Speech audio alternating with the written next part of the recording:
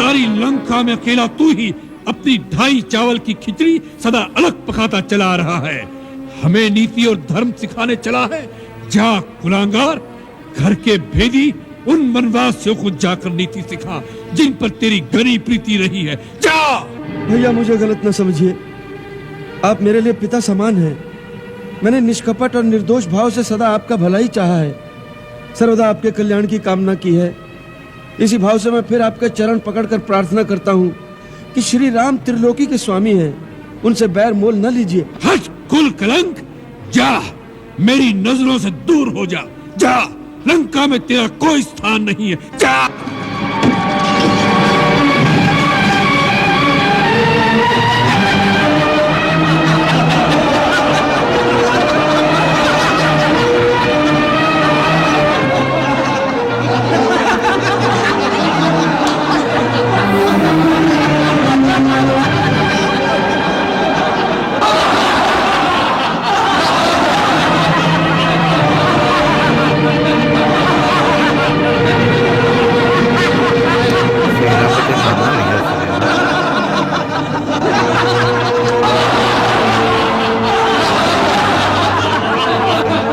मुझ पर हंसने वालों, मुझे तुम पर दया आती है।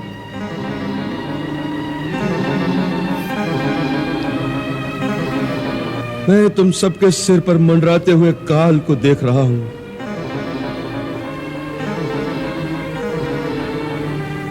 शास्त्रों में लिखा है, विनाश काले विपरीत बुद्धि। अपने विनाश की ओर जाते हुए प्राणी को यदि भगवान भी कल्याण की बात समझाने आए तो अपने अहंकार के मद में डूबे उस अंधे प्राणी को भगवान भी पागल दिखाई देता है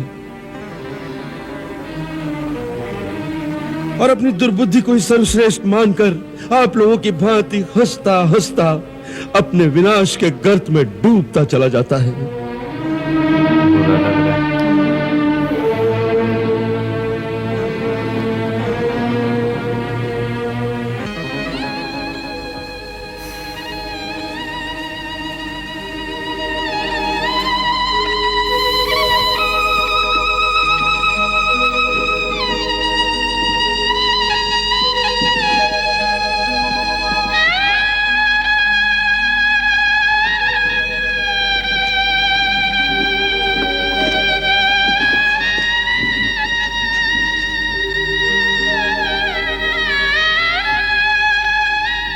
ऐसे लग रहा था नहीं, वो समझ रही क्या कर रहा है ना।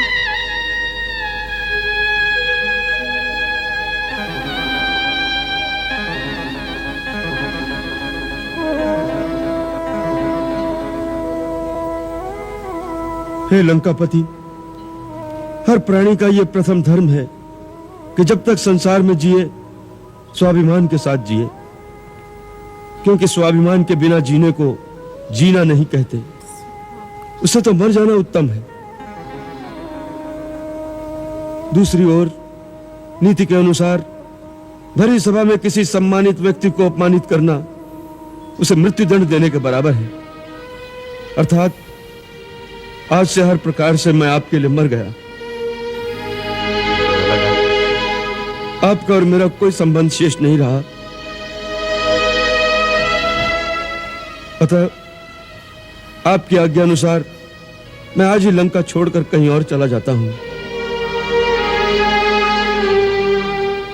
जाते हुए भगवान से एक ही प्रार्थना करता हूं कि वो आपको सद्बुद्धि दे।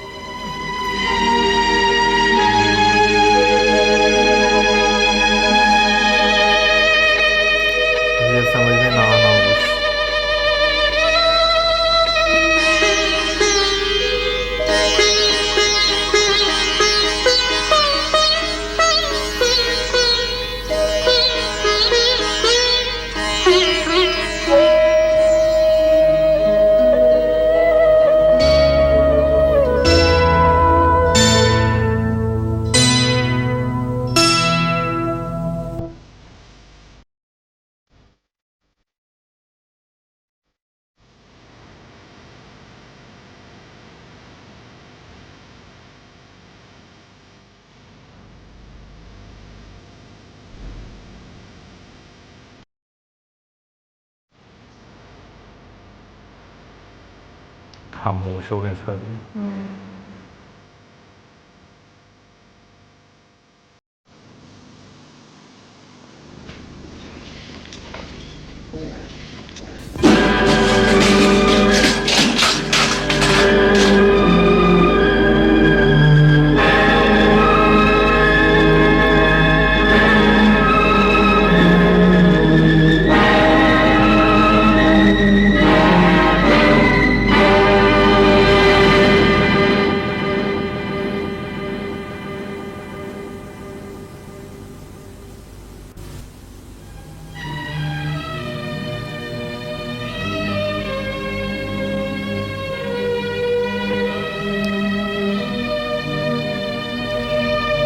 महाराज ने भी कह दिया कि लंका से चले जाओ,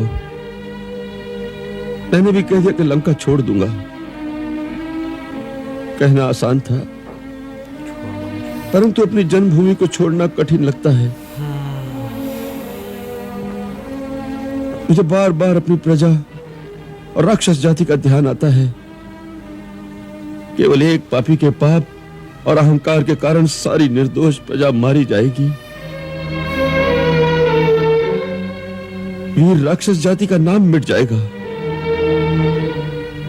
अपनी प्रजा के प्रति उत्तरदायित्व का आभास बार बार मन में उठता है। इस समस्या का कोई समाधान नहीं दिखता। मैं कैसे अपनी मातृभूमि का समूल विध्वंस होने से बचा सकूं? अब इन बातों के सोचने का समय नहीं रहा।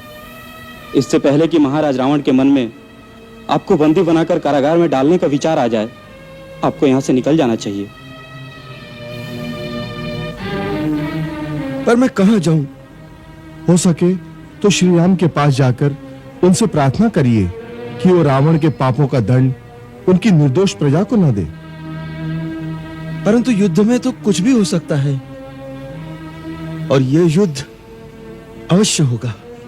फिर तो और आवश्यक है उनसे मिलकर युद्ध का रुख इस प्रकार मोड़ा जाए जिससे प्रजा की कम से कम क्षति तो न हो। इसके लिए आपको श्री राम जी से मिलकर उनका विश्वास पात्र बनकर युद्ध की बागडोर संभालने में सम्मिलित होना पड़ेगा।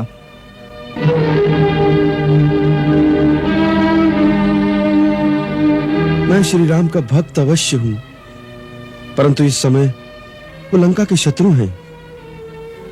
क्या मेरा धर्म उनका साथ देने की आज्ञा देता है? हाँ राजन, पहली बात तो ये कि श्री राम लंका के शत्रु नहीं, रावण के शत्रु हैं।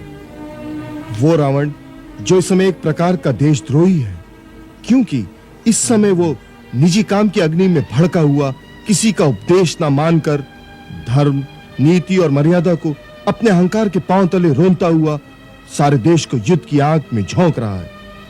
इसलिए इस देश को बचाने के लिए रावण का अंत आवश्यक है। उसके दो ही रास्ते हैं। पहला ये कि आपके पास ऐसी सेना की शक्ति हो तो उसे सिंहासन से उतारकर राम के साथ संधि कर ली जाए, परंतु यह संभव नहीं। इसलिए दूसरा एक ही रास्ता है कि आप स्वयं श्री राम से मिलकर युद्ध का संचालन ऐसे करें जिसका लक्ष्य केवल उस आतताई रावण का अंत हो। इस समय यही आपका धर्म है।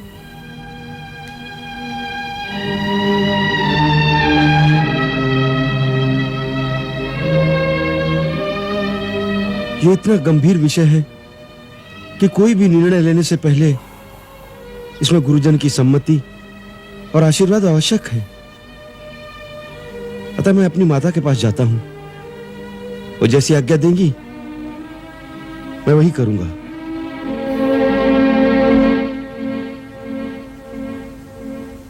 राजमाता कैकेशी से कहो कि हम उनके दर्शनों की आज्ञा चाहते हैं।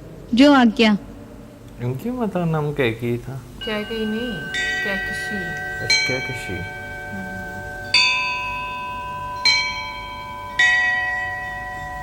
राजमाता जी की जय हो। क्या है? आपके छोटे पुत्र विभीषण जी दर्शनों की आज्ञा चाहते हैं। उन्हें बुलाओ।